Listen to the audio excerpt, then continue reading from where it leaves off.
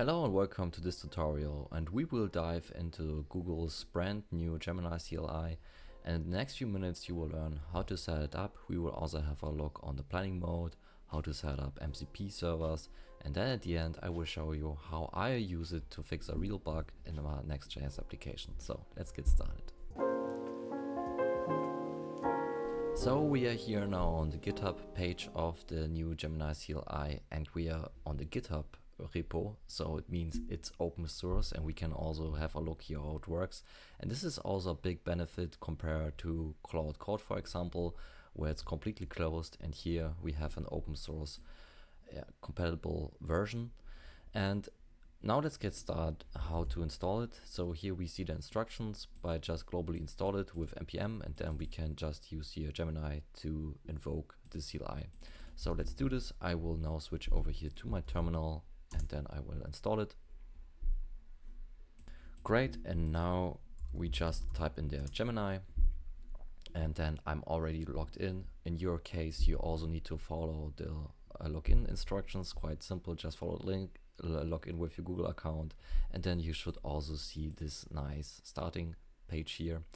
And the first thing that I want to begin is to show you the help command. So just right here /help, and then we see all the capabilities that we can use.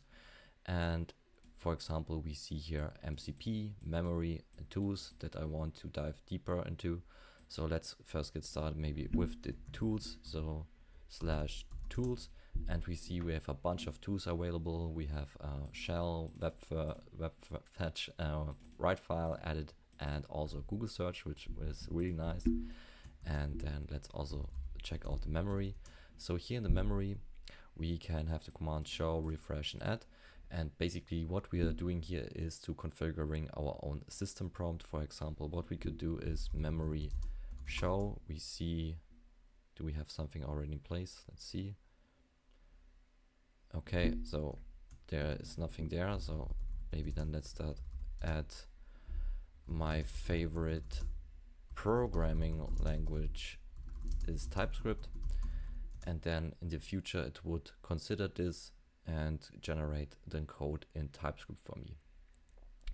So, and now I want to show you the MCP capabilities. If we write here MCP, we see all the configured MCP tools. I've already set up here context 7, and now I will show you how we can do this. So therefore here in the terminal we press Command T to open a new tab, and what we now do is to navigate into this directory here. So users, then your user's name Gemini, and then in here if we list the whole directory we see here the settings.json. And now I will use the command code and then dot for the current path to open it up in VS Code. And then here we see the settings where we then can set up the MCP servers. And here I also want to show you the global gemini.md file, which is basically our global system prompt. And you see here is exactly the same thing that we wrote into the CLI. So you can also leverage this way to modify and enhance your global system prompt. So let me get rid of this here. And now we move on here to the settings.json. And if we now want to set up or configure the MCP servers here, so we would also need then a new key with the name of MCP servers. And then we open up here a new object, and there we would now define our dedicated MCP servers. Okay, and therefore I go now here to my little side project, Agent Devs. We click here on Explore on MCP servers, and I will search now for context 7 because this is the MCP server that I want to set up. And here it is. Here some overview information, so the category, some stats, use cases, and so on. But I will now click here on the documentation because this is basically just the README. And then here we also see now the new Gemini CLI. So this is exactly the part that we need. So I now move over, and then I can replace it like this. And then we now go here, and I will now stop the CLI and then start it again. So, and if we now open up here /mcp, we see now our configured context 7 server, and if we now click here Control T, we also see here the tool definition. So for example, here for this tool, resolve library ID, get the whole information what this tool does. So resource package product name to the context 7 compatible library ID and so on. And the same for this, that actually now makes the fetchment. So, and with Control T again, we can hide it away. Great. And also one thing that I want to share with you is the planning mode. Actually, we don't have a planning mode like we have it in the Cloud Code terminal, but I came across this interesting post here from Philipp Schmidt, and he shared his approach how to achieve the planning mode. And we have the whole prompt here in place. So this is here in his GitHub. I will also share this in the description. We click here on raw, and then we can copy this over from this part here. And now we will dive into a real use case where I will try to fix a bug in my Next.js application. Okay, so I have now agent devs, my side project open up here in VS Code, and now I will show you the error. If we go here to the jobs page, we see the page is loading, and then boom, we get here on the client side an error that cannot read properties of undefined reading slice.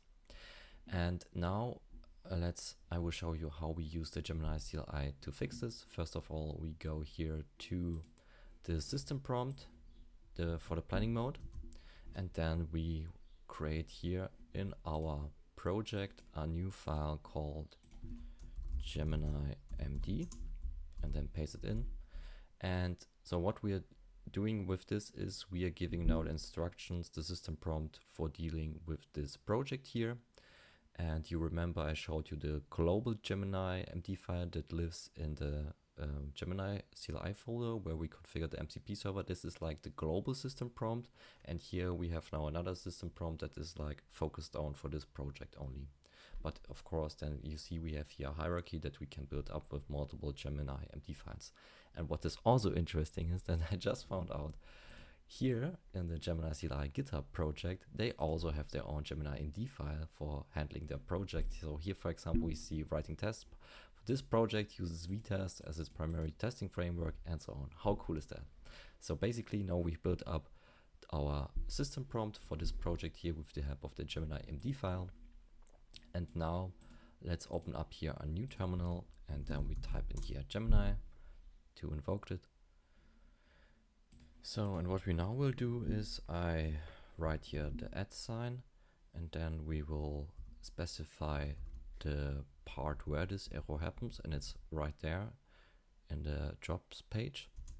Click enter, and now we have the context of this file, and then help me fix the issue, and then we paste in the error that is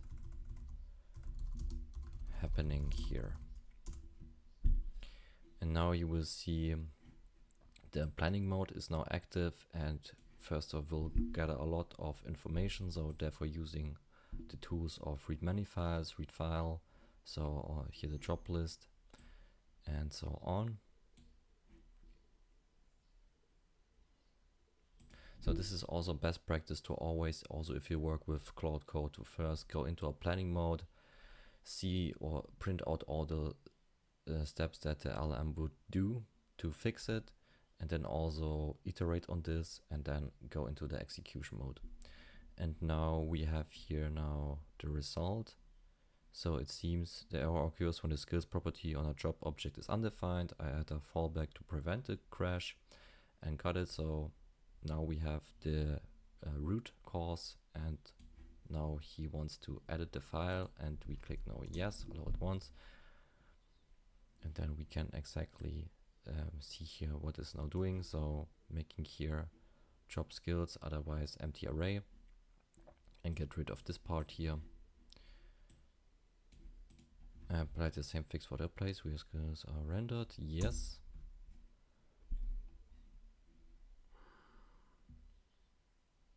And now that should resolve the runtime error. Let me check this. If I now refresh this page, voila, it works now. How cool is that? So remember, use your MCP servers to get more context information. Set up the Gemini MD file for each of your project with the planning mode in place. Play around with the memory and the tools. I hope this video was helpful. Don't forget to like and subscribe, and see you the next time.